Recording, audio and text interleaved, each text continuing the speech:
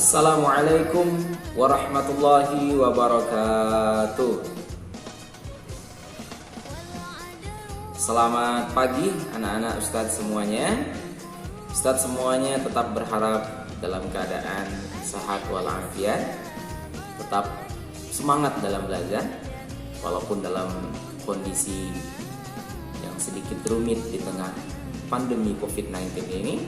Tapi kita tetap semangat dalam belajar, harus tetap berolahraga, dan pastinya jangan lupa tetap jaga kesehatan.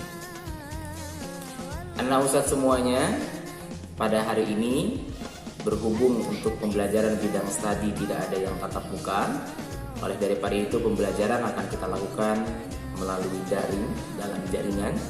Nah, dalam hal ini Ustadz akan mengirimkan atau menjelaskan pada saat ini tentang materi yang akan kita bahas pada minggu ini. Materi kita pada minggu ini pada halaman 17, pelajaran kedua dengan tema mengenal nama Allah dan kitab-kitabnya. Dari mana manusia berasal, kemana pula manusia akan kembali. Manusia tidak pernah tahu kejadian apapun, hanya Allah yang tahu segalanya.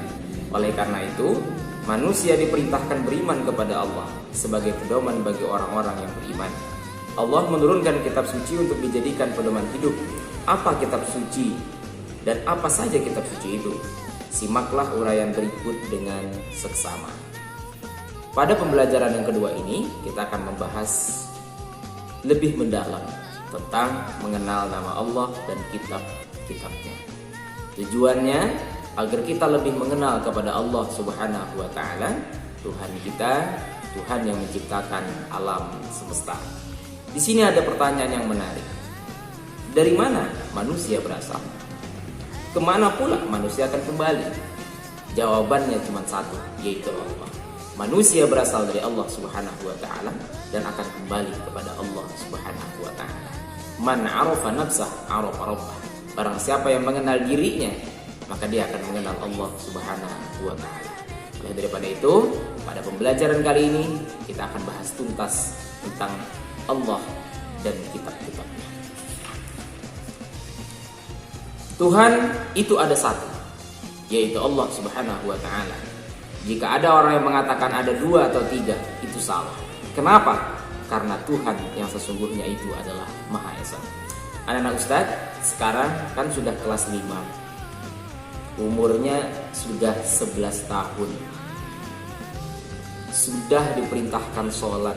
Bahkan kata Nabi, kalau ada anak umur 10 tahun tapi malah sholat, fadribu maka pukullah.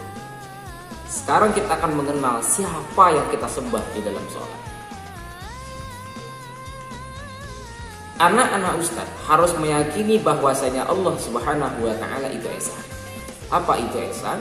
Esa itu satu, tunggal. Jika ada orang yang mengatakan Allah itu dua atau tiga, itu salah. Karena Allah Subhanahu wa Ta'ala Maha Esa. Mungkin anak-anak Ustadz ada yang hafal sifat 20 bagi Allah, yang sering kita nyanyikan, wujud, qidam, baqa. Ada 20 sifat Allah Subhanahu wa Ta'ala. Salah satunya adalah wahdaniyat. Apa arti wahdaniyat, Ustadz? Wahdaniyat artinya adalah Esa, tunggal, satu. Jadi Allah itu nggak ada Allah pertama, Allah kedua, Allah ketiga, tidak ada.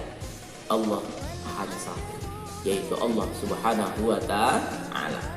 La ilaha illallah. Tidak ada Tuhan selain Allah. Kita sering mengucapkan dua kalimat syahadat. Asyhadu an la ilaha illallah. Saya bersaksi bahwasanya tidak ada Tuhan yang sebenar-benarnya untuk disembah kecuali Allah Subhanahu wa Ta'ala. Tidak pernah mempunyai anak dan tidak diperanakan. Jadi Allah Subhanahu wa Ta'ala, Tuhan kita, tidak pernah diperanakan dan dia juga tidak pernah memperanakan. Dalam Al-Quran, lam yalid wa lam yulad. Allah tidak beranak dan juga tidak diperanakan. Maksudnya gimana, Ustaz? Maksudnya begini, Allah itu bukan anak dari siapapun dan Allah juga tidak mempunyai anak. Kan orang sebagian agama, saya tak sebutkan agamanya apa, mereka punya Tuhan tiga. Ada Tuhan Allah, Tuhan Bapa disebutnya, Ada Tuhan Ibu, ada Tuhan Yesus. Tuhan Yesus itu Tuhan Anda. Jadi ada Tuhan Ayah, ada Tuhan Ibu, ada Tuhan Yesus. Nah, bagi kita umat Islam, Tuhan kita cuma satu, yaitu Allah Subhanahu wa Ta'ala. Allah itu tidak beranak dan juga tidak diberanakkan. Allah bukanlah anak dari siapapun, dan Allah tidak mempunyai anak siapapun juga. Seperti itu maksudnya. Jangan pula nanti nanya sama ibunya atau nanya sama Ustadz, Allah itu orang tuanya siapa? Tidak boleh. Atau Ustadz, Allah itu punya anak? Tidak boleh, ya. Allah itu tidak anak dari siapapun, dan dia juga tidak mempunyai anak. Jika kita punya keinginan yang baik, kita harus mencintai Allah karena Allah sangat menyayangi kita. Kita harus cinta sama Allah. Bahkan cinta kita kepada Allah harus melebihi dengan cinta kita kepada selain Allah Subhanahu wa Ta'ala. Kenapa? Karena yang patut kita cintai dengan sebenar-benarnya cinta memang hanyalah Allah Subhanahu wa Ta'ala. Insya Allah, kalau anak-anak Ustadz nih cinta sama Allah, tidak berani dia ngomong kasar sama orang tuanya, tidak berani dia menolak perintah orang tuanya, kalau dia cinta sama Allah, ya. Jika kita punya keinginan yang baik, berdoalah kepada Allah, niscaya Allah akan mengabulkan. Allah berfirman dalam Al-Quran, Ud'uni astajib lakum. Berdoalah kepadaku, kata Allah, maka aku akan kabulkan. Jadi anak-anak Ustadz nih, kalau ada keinginan nih, misalkan pengen apa gitu, maka berdoalah sama Allah. Ingat, sholatnya harus rajin ya. Kemarin minggu waktu tatap muka, Ustadz sudah kasih bikin laporan sholat. Hari ini Ustadz tegaskan, yang kemarin masuk hari Senin, hari ini kirim tugasnya. Yang kemarin masuk hari Selasa, kirim tugasnya. Yang masuk hari Rabu, kirim tugasnya. Yang masuk hari Kamis, nanti besok boleh kirim tugasnya. Karena kemarin Ustadz kasih tugas laporan sholat 1 minggu. Ustadz kok pakai laporan? Ya karena kemarin Pak Ustadz tanya, pas Ustadz tanya masih banyak yang tidak sholat. Sholat isya'nya ketiduran katanya, subuhnya tidak bangun. Ya, oleh daripada itu Ustadz bikin tugas buat laporan sholat selama 1 minggu. Saya berharap kepada seluruh ayah dan bunda, tolong diawasin dan dibantu anak-anaknya supaya mengerjakan sholat 5 waktu. Karena kita sebagai orang Islam dan identitas kita sebagai sekolah dasar Islam terpadu adalah bagaimana kita bisa menerapkan sedini mungkin tentang akhlak, baik itu kepada Allah dalam tanda kutip mengerjakan segala perintahnya, berfokus adalah sholat, dan akhlak tata krama kepada manusia, orang tua, guru, sesama dan teman sebagainya.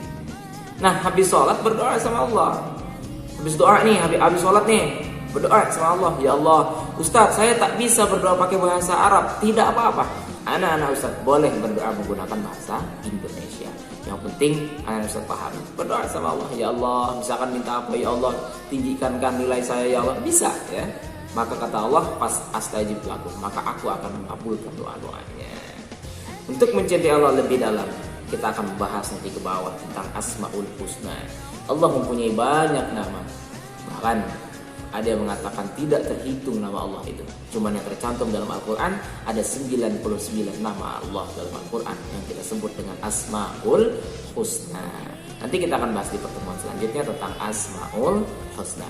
Tugas pada minggu hari ini adalah menyelesaikan tugasnya minggu kemarin tentang laporan sholat 5 waktunya. Ustaz tunggu terakhir pada hari Jumat, karena kemarin yang masuk Jumat maka terakhir dikirimnya juga hari Jumat karena 1 minggu. Ustaz tunggu semua laporan sholatnya. Mungkin untuk hari ini tidak ada penugasan sama sekali. Ustaz hanya berharap semua anak-anak Ustaz tolong simak baik-baik keterangan Ustaz pada hari ini, karena ini adalah materi untuk pembelajaran minggu ini. Tugasnya adalah menyambung tugas yang kemarin, yaitu membuat laporan sholat pada minggu ini. Minggu kemarin sampai minggu ini kan. Jadi 1 minggu pokoknya. Kita masuk minggu kemarin kan sampai juga minggu ini. Jadi dia masuk dalam kategori 2 minggu. Yang sudah selesai pas 1 minggu dalam tanda kutip 7 hari, maka secepatnya dikirim laporannya kepada Ustaz. Dalam bentuk foto boleh, dalam bentuk PDF juga boleh ya. Ustaz kira cukup pada hari ini. Mudah-mudahan bisa dipahami dan tentunya bisa diamalkan. Sekian dari Ustaz. Tetap belajar. Jangan lupa tetap kreativitas, aktif di dalam belajar walaupun dalam dunia yang fasik. Assalamualaikum warahmatullahi wabarakatuh.